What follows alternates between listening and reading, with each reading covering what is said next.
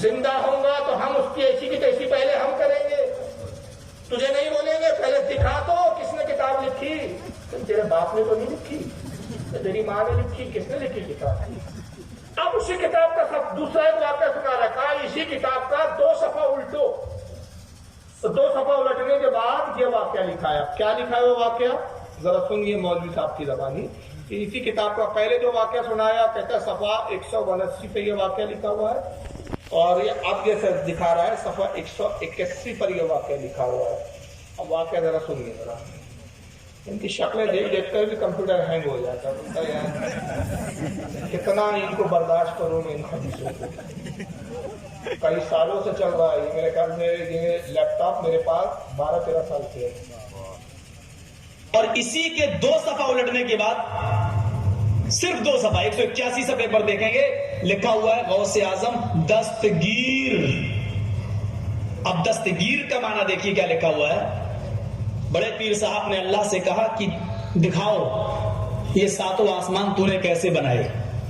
میں یہ دکھلانا چاہتا ہوں شرک کے نقصانات کیا ہیں. جب شرک انسانی زندگی میں آتا ہے تو یہ اللہ کے مقام و مرتبے کو کس طرح گھٹاتا ہے.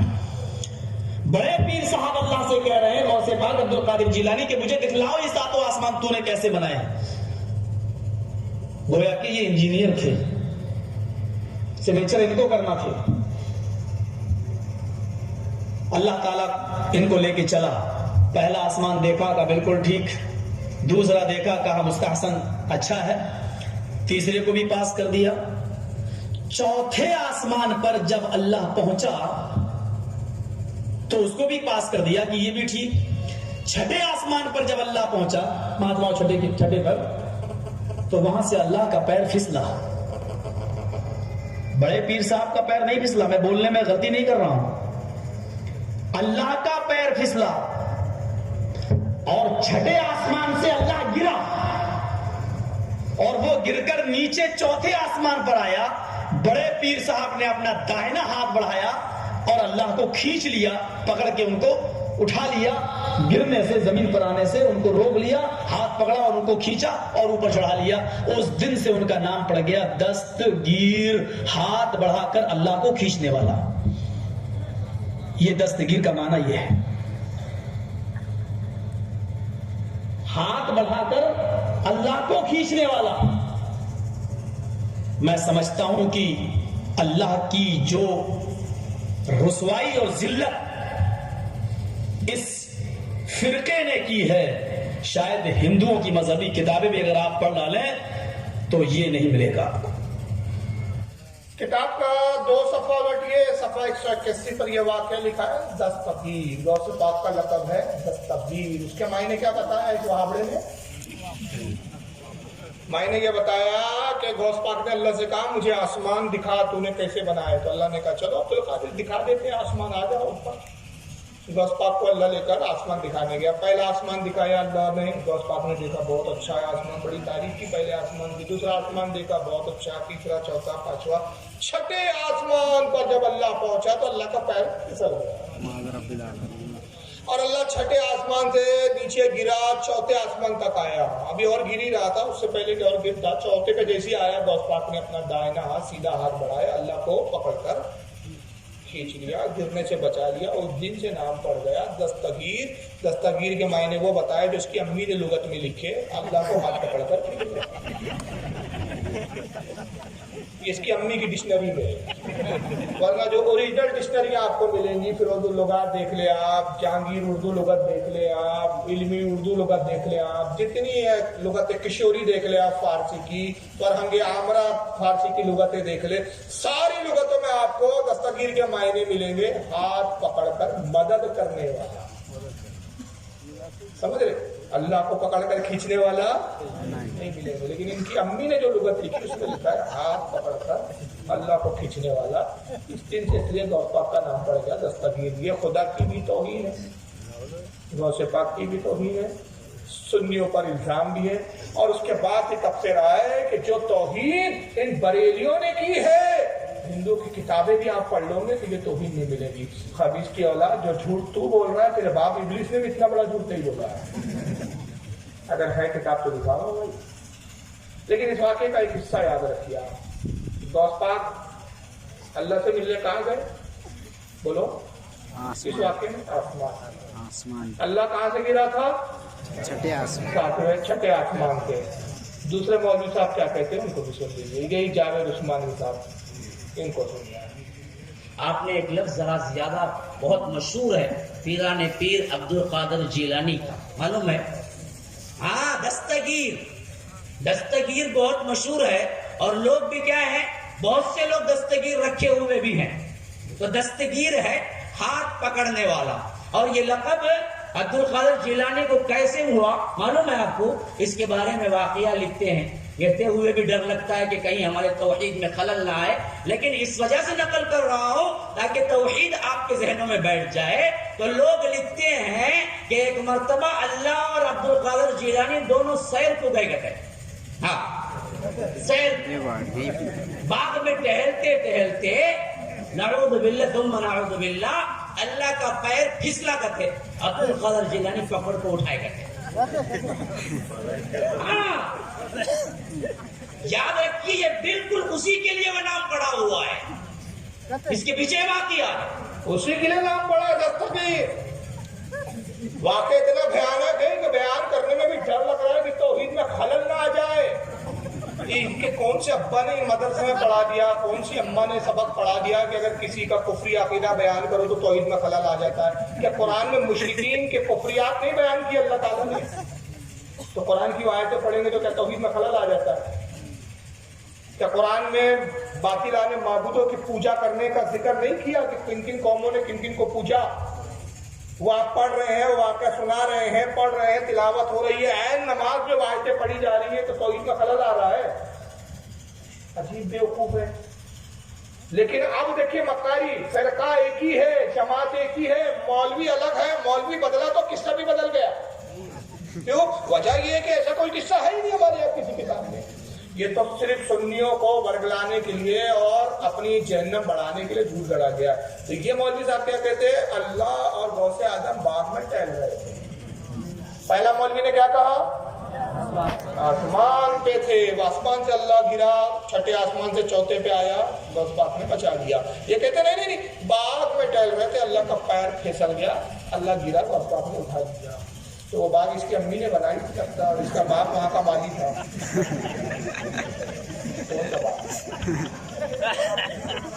मगर बात यही नहीं रुकी। अब तीसरे मौलवी साहब को भी सुन लीजिए। जमात एक ही है, बदला किस्सा बदल जाता है। जिस तरह अब्बा बदलते हैं इनके बाप किस्से बदल जाते हैं। ऐसी लैंग्वेज है मेरे पास। दुश्मने अहमक पे शिद्दत कीजिए, मुल्हिदों की क्या मरव्वत कीजिए, गैज़ में जल जाए बेदीनों के दिल, या रसूल अल्लाह की कसरत कीजिए। सुनिए, इनका नाम है मौलवी खलीलुर रहमान। इनको भी सुनिए। एक किताब है, मैं हैरान होता हूँ, इंडिया में किताब जो है ही नहीं उसको देखकर हैरान होते हैं। ये अपने झूठ पर हैरान नहीं होते, इस पर नहीं हैरान होते कि हम झूठ बोलने में अपने अब्बा इब्लिस को पीछे छोड़ा है। इस पर नहीं हैरान होते। देखिए धोखे कैसे दिए जाते, कैसे कैसे मक्कारियां की जाती है। सुनिए, हैरान हो गए भाई। अहले हदीस की दावत के दो पहलू हैं। एक पहलू ये है कि लोगों बंदगी सिर्फ अल्लाह की, ये एक पहलू है हमारी दावत, जो मैं समझता हूँ मुझसे पहले वो तबाह हजरात बखूबी इसको बयान कर चुके होंगे, मुझे दोहराने की जरूरत नहीं।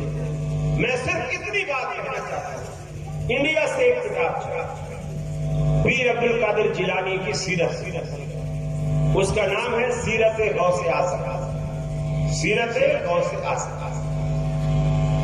वो किताब छपी, उसके सफा नंबर 81 मेरे पास मोबाइल में उसका अक्स, उसका फोटो, टाइटल का भी और उस सफे का भी मौजूद है। उसके सफा 81 पर पीर साहब की को जो हम दस्तगीर बोले कहते हैं, वो क्यों कहते हैं इसकी वजह तस्मीया लिखी है।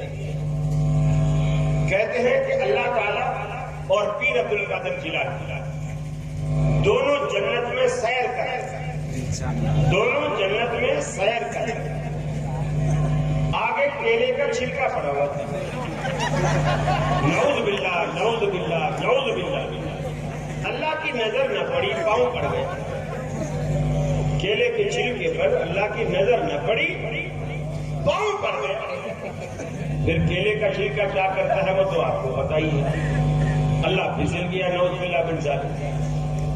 और पीर अब्दुल कादिर जिलानी चूंकि हाथ में हाथ लेके चल रहे थे जगत में, तो जब अल्लाह ताला नऊज़ बिल्लाह फिसले तो पीर साहब ने फौरन हाथ खींच लिया, तो अल्लाह को गिरने से बचा दिया, अल्लाह ताला को गिरने से बचा दिया। तो अल्लाह ताला ने कहा, ऐ अब्दुल कादिर जिलानी, तूने हमारा हाथ पकड़कर हमें गिरने से बचाया है, जाओ आज से तुम्हारा लक़ब दस्तगीर है। मजमा, सुभान अल्लाह, सुभान अल्लाह। अब देखिए झूठ मक्कारी पकड़ में कहा आई, मजमा सुभान अल्लाह। अभी तो आप कह रहे थे कि मोबाइल में मैंने पढ़ा, देखिए वहीं के भूल गया वो। दुरुकोरा हाफजा ना बादशाह, झूठे का हाफजा कमजोर होता है, हाफजा ही नहीं होता। अभी भूल गया कि अभी कह रहे कि मेरे पास मोबाइल में उसकी फोटो कॉपी है उस किताब की, मगर वो दिखाएंगे नहीं वो, क्योंकि पर्दे वाली है वो।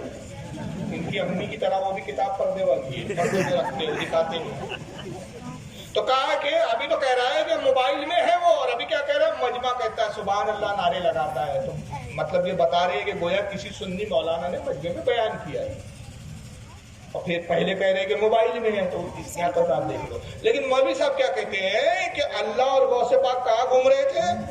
जन्नत में। एक बोलता आसमान से गिरे, एक बोलता बाग में गिरे, तीसरे ने जन्नत में ले गए। अब चौथा मौलवी मैं ढूंढ रहा हूँ, वो जहन्नम वाला ना मिल जाए। देखो मिल जाए, पता नहीं, भरोसा नहीं है जन्नत। कुछ भी कर सकते हैं, कुछ भी। इनको इससे मतलब और गरज ही नहीं है। खुदा की क्या तौहीन हो रही है, और हम ये जो झूठ बोलकर सुन्नियों पर कुफ्र के फतवे लगा रहे, शिर्क के फतवे लगा रहे, ये फतवे लगाने से सुन्नी तो मुशरिक और काफिर भी होंगे, ये फतवे हम पर खुद लौट आएंगे। कयामत में हमारा हश्र खुद काफिरों के साथ होगा, इसकी फिक्र नहीं। अंदाजा लगाइए, जिस जमात के मौलवी मिंबर पर बैठ के जुड़ गए, कहाँ बैठ के बोल रहे भाई? जब मिंबर पे बैठ कर झूठ बोले तो ये सड़कों पे, घरों में, मस्जिदों में कितना झूठ बोलते। तो एक मौलवी ने आसमान बताया, दूसरे ने बाग बताया, तीसरे ने जन्नत में, और जन्नत में फिर और जन्नत में ही नहीं, दो तो कह रहे थे अल्लाह गिरा, आसमान से गिरा, गौस पाक ने पकड़ लिया, बाग में अल्लाह गिरा, गौस पाक ने तीसरे का नहीं, केले के छिलके में पैर पड़ गया। तो जन्नत में इसकी माँ ने, किसने खाया था केला? इसकी माँ ने खाया था केले का छिलका, किसने खाया था सुबह? बताओ तो, आपको तो बताओ कौन वो शाहिल जो केला खा रहा था? जन्नतों में केले भी है, पता चल गया। तो ये गुस्ताखिया है। और यही नहीं, सरकारे गरीब नवाज रज़ी अल्लाह ताला अन्हु, जिनका हिंदुस्तान के मुसलमानों पर इतना बड़ा एहसान, इतना बड़ा एहसान कि 90 लाख लोग उनके दस्ते मुबारक पर इस्लाम कबूल है ना। लेकिन उनके भी बारे में, इनके मिजाज कैसी कैसी गुस्ताखियां की, आप सुन नहीं सकते। है मैं अगर इनको हरामी कह रहा हूँ तो कल लोग कहेंगे कौन सा मौलवी लाए थे यार नागपुर से, हमारे मौलाना को गाली बक रहे थे, हरामी बोल रहे थे, है ना। लेकिन ये अपने मौलवियों को नहीं देखते। मेराज रब्बानी क्या कहता है ख्वाजा गरीब नवाज के बारे में, जरा सुनिए। है ना, ख्वाजा मतलब हिजड़ा जो होता है ना, ख्वाजा मतलब हिजड़ा जो होता है। आप देखें डिक्शनरी की किताब, फिरोजुल लुगात में ख्वाजा के माने हिजड़ा बताया हुआ है, फिरोजुल लुगात में ख्वाजा के माने हिजड़ा बताया हुआ है। अब मुख्तलिफ कौमों में मुख्तलिफ माने हैं बहरहाल, लेकिन हमारे यहाँ ख्वाजा हिजड़ों ही को कहा जाता है, लेकिन हमारे यहाँ ख्वाजा हिजड़ों ही को कहा जाता है। चुनांचे हमारे यहाँ वो हैं अजमेर शरीफ में जो ख्वाजा गरीब नवाज है, अजमेर शरीफ में जो ख्वाजा गरीब नवाज है, अल्लाह की कसम बता रहा हूँ, उससे तो बाकायदे उसने बयान दिया कि वो पूरे हिजड़े और हिंदुस्तान, पाकिस्तान, बांग्लादेश से ट्रेनें उनके लिए फ्री होती हैं। और ये रजब का महीना आ रहा है, ये आज जमातुस्सानी है ना, ये रजब 6 रजब को उनका उर्स शुरू होगा, और आज ही से भीड़ शुरू होगी, और चारों तरफ से वो ढोले डकड़ियां लेके सारे हिजड़े वहां जमा होते हैं। और उनसे कहा जाए, कहते हैं जी हमारी कौम के लोग थे, हमारी कौम के हजरत थे, हमारी कौम के हजरत थे, हम ही नहीं, अगर उर्स में हाजिर होंगे तो हमारी बिरादरी के लोग हमें निकाल देंगे।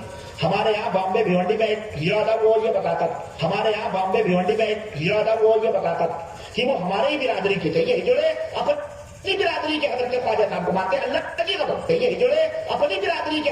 कौन सा हिजड़ा इसको मिल गया था भाई? یہ کہہ رہا ہے بامبے بھیونڈی کا ایک ہجڑا ملا اور اس نے مجھے بتایا کہ خواجہ غریب نواز ہماری ہی قوم میں سے تھے. ہجڑے کا ماشاءاللہ.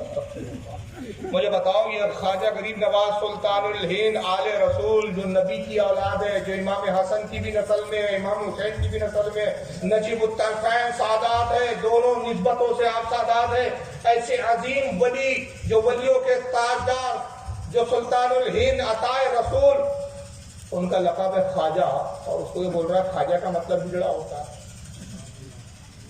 عذاب نہیں آئے گا؟ تم ہندوستان کے تاجدار کو گالی بکو گے تو ہندوستان میں تمہارا جینا دوبھر نہیں کیا جائے گا, تو شکایت کرو گے آپ. بیٹھے رہو, کیا ہوگا جب تک ان ولیوں کی بارگاہ میں توبہ نہیں کی جائے, جب تک ان گستاخوں سے دوری اختیار نہیں کی جائیں گی, خدا کی قسم اسی طرح تم ستائے جاؤ. لیکن آج ہمارے یہاں پلپلات ایسی ہو گئی, سب ٹھیک یار, مولویوں کے جھگڑے, اب ایک جھگڑے میں نہیں کرتے, اتحاد کی بات کرو, محبت کی بات کرو. میں اس پر بھی آؤں گا کہ آج کل یہ بولا جا رہا ہے آپ کے حالات ایسے چل رہے ہیں, ابھی وہاں بھی تم نہیں ختم کرو تب ایک ہو جائے. مطلب حالات ایسے ہو گئے تو گوبر اور حلوہ ملا لو, اس کا حالات ایسے ہو گئے, ملا کے کھا لو گے. نہیں بھائی, حالات کتنے ہی بدترین ہو, حلوہ ہی کھایا جائے گا, گوبر کبھی نہیں کھایا جائے گا. بے شک.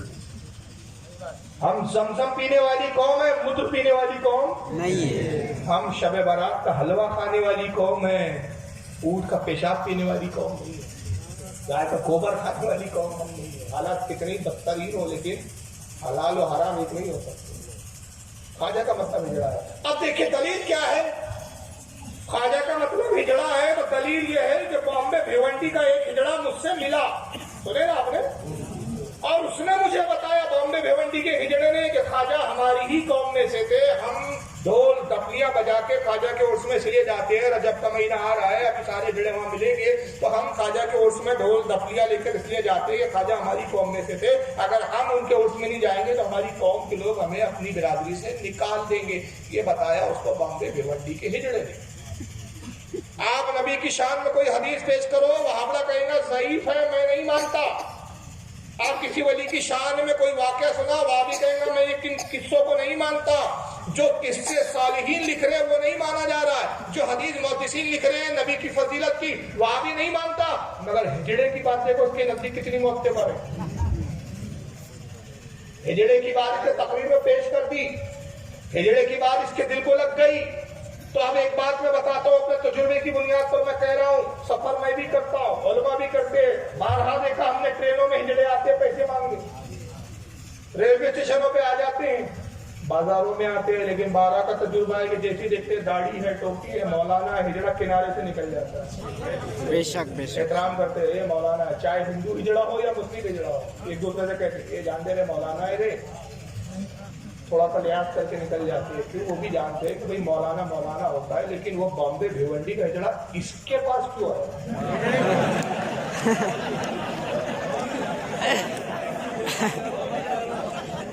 ٹرینوں میں وہ ہجڑا کنارے سے نکل جا رہا ہے, اسپیشل اس کے پاس آیا تو وہ اس لیے آیا کہ اس نے تلاش کیا, کم کے میلے میں اپنا ایک ہجڑا بھائی گم ہو گیا, پتا چلا مولانا بن گیا. آیا بھائی جان السلام علیکم, آپ کی برادری کے ہجڑا تو خود ہے. اور اس پہ بھی چیلنج کیا ہم نے کہ اگر اپنی ماں کے دودھ پیو تو آ کے بیٹھو اور اس موضوع پہ گفتگو کرو, لیکن نہیں کریں.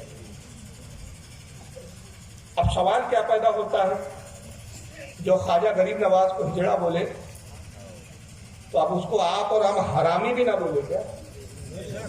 بول سکتے ہیں. اگر ہمارے علماء سخت لہجے میں کہتے ہیں, یہ کہتے ہیں کہ خواجہ ہجڑا برادری سے, تو میں کہتا ہوں وہابی حرامی برادری سے ہوتا ہے. بے شک.